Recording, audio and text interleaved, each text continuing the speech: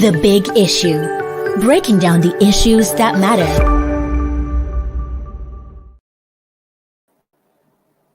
Hello everyone, welcome to Leadership Podcast. It is yet another edition of The Big Issue. And of course, as usual, with me here in the studio are our in-house analysts. Of course, they are waiting in the wings with reasonable action to discuss and analyze the big issue of the day as it is. And of course, by my left, we have Chibuzo Okaiwe. Thank you.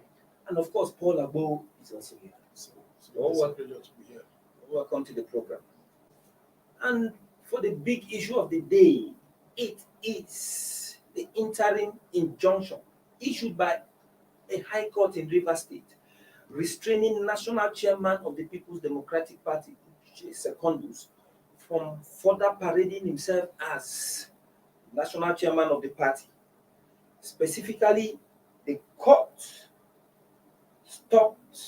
ordered Secondus to stop parading himself as a member of the PDP on grounds of his suspension from the party. Justice O. Basam of the Tegema Division of the High Court of Rivers State in Port Harcourt issued the order while delivering a ruling in an ex parte application by some chieftains of the PDP in Rivers State. And of course, with this verdict, it seems efforts by leaders of the party to quell the leadership crisis may have become a wild goose chase. And of course, we just got information recently where the deputy national chairman of the party, South, Elder Yemi Akinwonmi, today assumed office of the national chairmanship of the party, claiming that Section 35, 3B of the Constitution of the People's Democratic Party empowers him to summon and preside over party meetings in the absence of the national chairman. And of course, Akinwonmi further cancelled the NWC meeting that was billed to hold today, postponed the meeting to another date. And of course, as he was taking this action in his capacity of acting national chairman, the deputy national chairman of the PDP North, Navis Suleiman, assumed the reins of power also, calling for a national executive committee meeting of the party. PDP is back to the trenches, and you can see what is actually playing out. What do you think about the situation where a court will issue an order restraining the party national chairman from acting? Is it good for our democracy? Thank you very much. The debate has been on for quite a while about the role of the judiciary in party affairs, and being the biggest or the most authoritative legal body in the land, whatever law, whatever judgment he gives or whatever verdict he gives has to be adhered to first before anything else happens. Now, that said, I think that this is the moment of truth for the main opposition party, PDP. Many thought that with the events of 2 weeks ago, the expanded BOT meeting, that by this time we would have seen some measure of action in the direction of setting up certain structures in place to ensure that the national convention built for October comes to fruition. But interestingly, we are now having to see court intervention in the matter, and considering where the court injunction is coming from, it's only expected that people would know that it's coming from the state or the governor who has been at the fore of the Secondus Moscow campaign. It shows that there's still so much to be done within the party as to its preparedness for not just the 2023 elections, but to position itself as a viable, solid platform on which Nigerians can, you know, look up to going into 2023. Well, looking at it, just like you rightly said, the idea of the PDP national chairmanship is supposed to be a national issue. For a high court in Rivers to not decide that the national chairman of PDP should stop parading himself as the PDP national chairman. Step aside. Because this actually, do you see this as something that anybody would consider as legally proper? Well, George, it's good we let Nigerians know the genesis of this round of crisis in the PDP. It started in a small area called Ikiru Ward of Andoni local government area of River State. And that's the local government of the now suspended, I think I'm free to use the now suspended national chairman of PDP, Prince Uche Secondus. The World Executive met and decided they took that decision. They decided to suspend Uche Secondus on the basis of him disregarding the directive of the party as agreed in the expanded board meeting, BOT meeting of the party that brought forward the National Convention. I think he was asked to set up the convention committee and other things to be done ahead of the October convention, which they accuse him of flouting the decisions of the BOT. So they felt that he has violated the constitution, hence went ahead to suspend him. So they now sent the suspension order to the local government executive for ratification, which the local government didn't waste time. They ratified it and sent it to the state executive. But at the state executive meeting, they felt it was beyond their powers. Sources say they had to they sought for the leadership. The leadership at the state level advice on what to do. And behold, they got the advice to go ahead. But they tried to exonerate the governor. It was alleged that the governor said it's a party affair. They should deal with it, looking at the constitution. And the party took the decision at the state level to ratify the suspension, which means that Uche Secondus stands suspended as a member of the PDP in Ikuru Ward, Andoni local government, and River State. So the executive at the ward level, that's Ikuru Ward, decided to go to court to seek for enforcement of their decision. That led to the whole scenario. The High Court giving that order, asking the Prince Uche Secondus to step aside. He should stop parading himself as the national chairman of PDP. But the question is this: was Secondus given a fair hearing?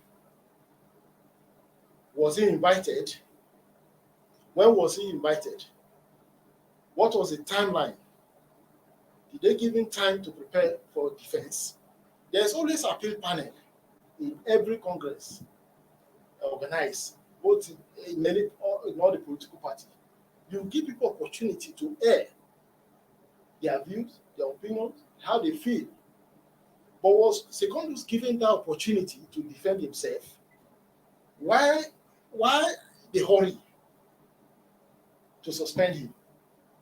And that is the crux of the current crisis in PDP. Even if Secondus had offended the constitution of the People's Democratic Party, he has a right to fair hearing. Nigerians are not talking about that one. Everybody just talking about the court has asked Secondus to stop parading himself. But was the man given fair hearing by his word? Is the suspension, is it not politically motivated? Yes, that reminds me. Sorry to cut you short, because what played out now is exactly what played out in the All Progressive Congress, case, where Adams Oshomole, after all effort to oust him, couldn't work. They had to go down to because his word in politics, effect the suspension. The word is the root of every politician. You must be registered in the ward. You must be recognized as a member of a party from the ward level. And if the ward does not recognize you, you are finished. And that's what consumed Adams Oshomole. But the question now, was Secondus given fair hearing at the ward level? Was he invited to come and defend himself? Those are some of the questions. This brings me back to what I was actually saying. You know, on several occasions, the Chief Justice of Nigeria has always warned against frivolous ex parte orders, such as the one given by the Rivers Court.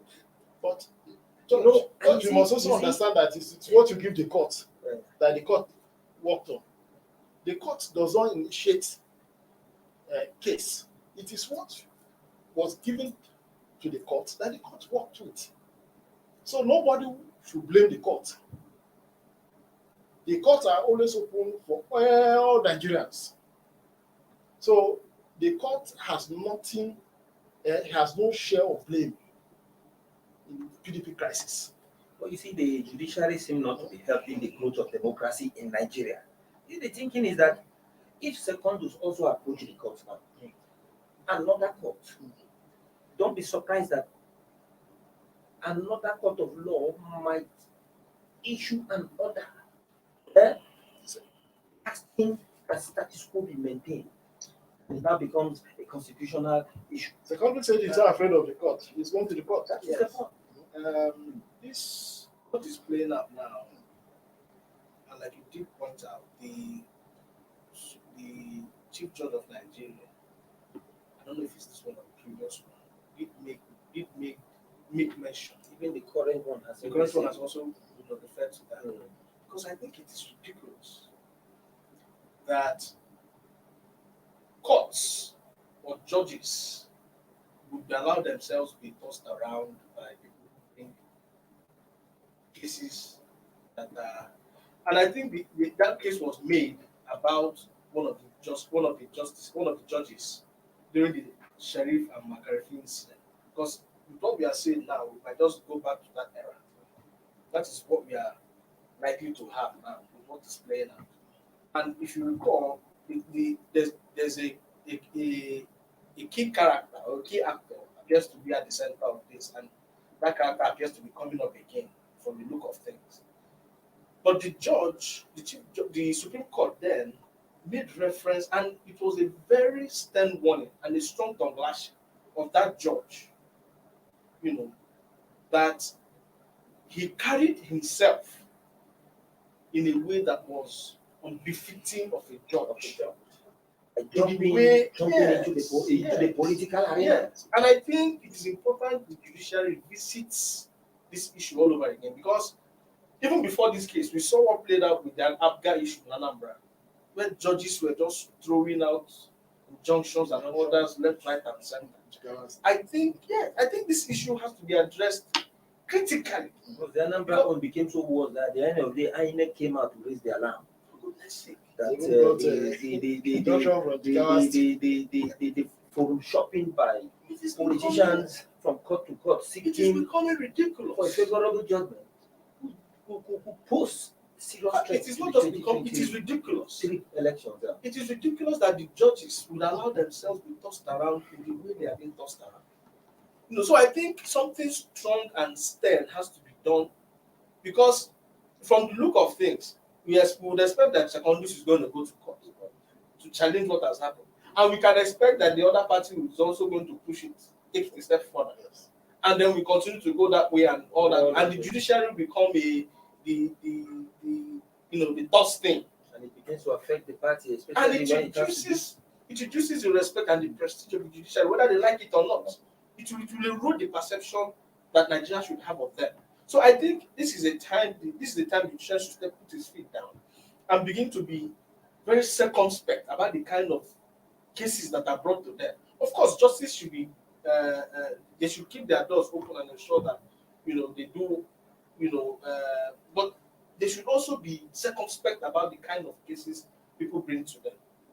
And I think it is because of the impact it will have for our democratic experience. Okay, viewer, let's just quickly take a short break and we'll be back in a moment.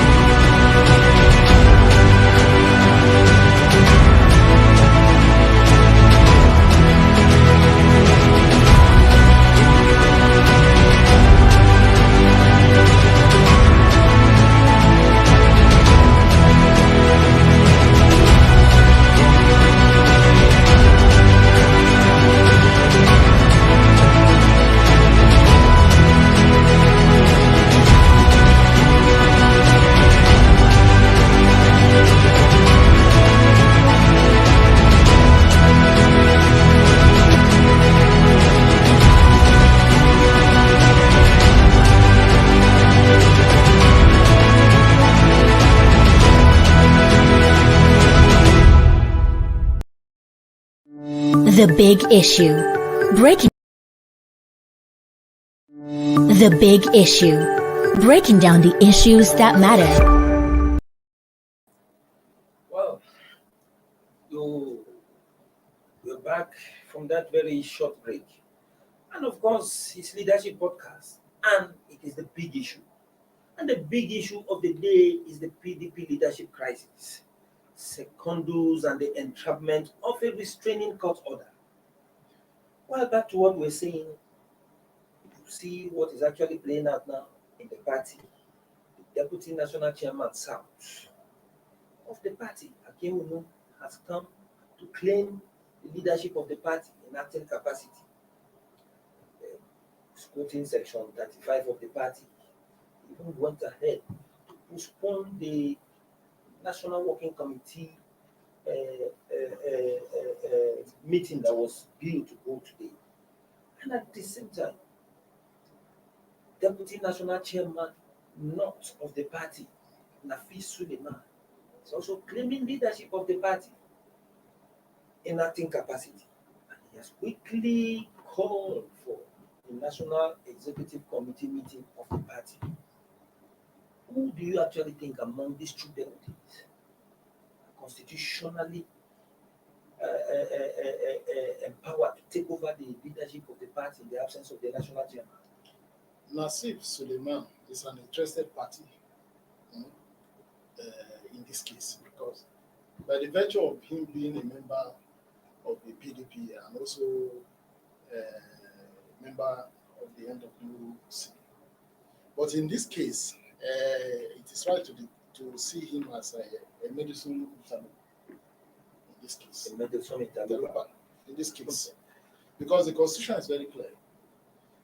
I have the constitution of the PDP. Yemi Akinwonmi quoted section 35, subsection 3B. I rather start from section 35, subsection 3. It says, the deputy national chairman shall perform the following function. A, assist the national chairman in the discharge of his duties.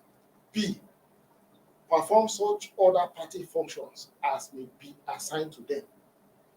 So in this case, Secondus stands suspended, going by the court pronouncement. And the constitution of the party is in section 45. In section 45, subsection 2 says, and I quote, in the case of the national chairman, that's chapter 6, resignation or removal of national officers. Section 45, subsection 2 says, in the case of the national chairman, he shall hand over to the deputy national chairman from his own region or part of the country, who shall, without prejudice to section 47, subsection 6 of this constitution, act as the national chairman pending the election of a replacement. It is very clear. Yemi Akinwonmi is the deputy national chairman south of the PDP. And that is exactly what Nasif Suleiman is deputy national chairman north of PDP. The constitution clearly says here, in the case of the national chairman, he shall hand over to the deputy national chairman from his own region or part of the country, who shall, without prejudice to section 47. So it is very clear that Yemi Akinwonmi constitutionally is the rightful acting national chairman of the PDP. So any decision he takes now is binding on the party, legally binding on the party. So Nasif has no case here. He's only an interested party because by virtue of his membership of the PDP and also a member of the National Working Committee. It's very clear. Then, Chudozo, why is he actually now? Well, I think he's obvious. It's just obvious. He was part of those who led the secondum of thing and all of the allegation of bribery that drove the action. Like I said, allegation of bribery that drove the action. But so it's not surprising that this kind of action will come from him. And when I read some of the reasons why he was putting out, claiming to be the one that should take charge, that Yemi Akinwonmi is not fit and all of that. And I wonder, when has it become a medical doctor to know when somebody is fit or not? But that is as an aside. But the question is, like Mr. Paul rightly pointed out, it is very clear. The constitution is very clear. Mr. Yomi has no medical record to say he is not fit to occupy the office. And he has issued out a statement and made his position known that, okay, I have taken over. He has assumed leadership and he has taken some steps. It is interesting that Mr. Nasif, who should know how the constitution of the party works, is not the one spearheading an action that will seem to contradict the position of the party and the constitution. Some local standard. And also, his motive is already out there. He was part of those who were part of the move to get Secondus out of the office. The NEC meeting he is calling, on what basis is he calling the meeting? A NEC meeting. On what basis is he calling it? What authority does he have to call or to summon a NEC meeting?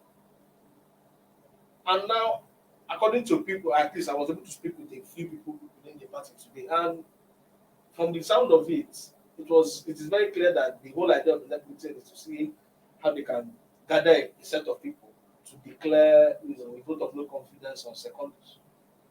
But it is just like I said in my opening. It is just interesting that the party does not, or some, not me not say the party, stakeholders within the party, people who should at this point be sober and ready to position the party properly, are the ones instigating, for me, a needless crisis to derail the platform Nigerians ought to be looking up.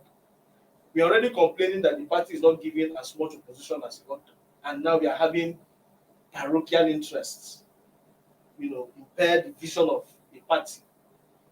It is well, but it's not uncommon, particularly as we approach an election season. What you've just said there is flowing within one particular line of thought. You see, from what you've just said, it is quite clear that Nafis Suleiman is just being a tool in the hands of certain persons to actually carrying out a particular plot. Because some pundits have said that the plot to remove Secondus is linked to the effort to take the structure of the party ahead of the 2023 election. And of course, if you heard what Secondus said in his response, the spokesman Yemi Akinwonmi said that Secondus and PDP are not afraid to face anybody in court. But he's the first defendant. PDP is the second defendant. At the end of the day, he said that whatever is happening is the handiwork of certain desperados that are actually bent on effecting the agenda by all cost. So now, what do you think Suleiman Nafis will actually be working out?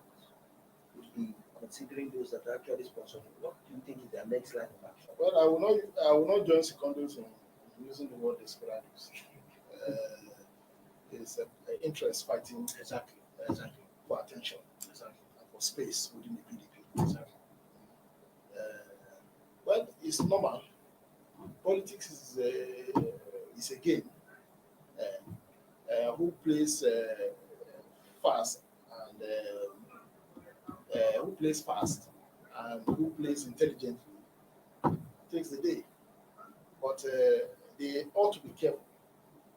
The interested parties in this case ought to be careful before they finally bury the party. It will be and what in local parlance they say a wolf to the governing or progressive Congress. Nigerians are yearning for an alternative if 2023. But if the party continues in this direction, this line of direction, it will be a wonderful gift to the APC. So the gentleman Suleiman and his co-travelers in this game, they need to watch their steps. The party is bigger than every individual in the party. So the constitution, I think I would rather advise them to adhere strictly to the constitution. It is very clear.